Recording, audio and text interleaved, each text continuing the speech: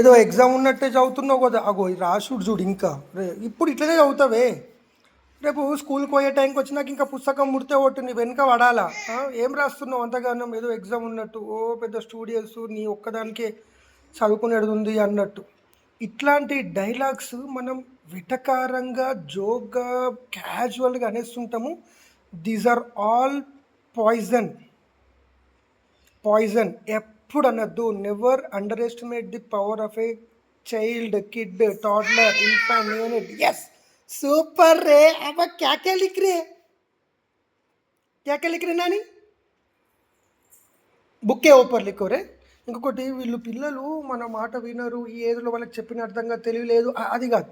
మనకు ఫస్ట్ తెలివి ఉండాలి. ఏంటంటే మెయిన్ ఇంటెన్షన్ చూడు, వీళ్ళకి ఏం చెయ్యొద్దు అనేది చెప్పొద్దు, ఏం చెయ్యాలి అనేది చెప్పాలి. చూడు, ఇమ్మీడియట్గా బుక్ పట్టుకొని రాస్తున్నది, ఇదే ప్రూఫ్.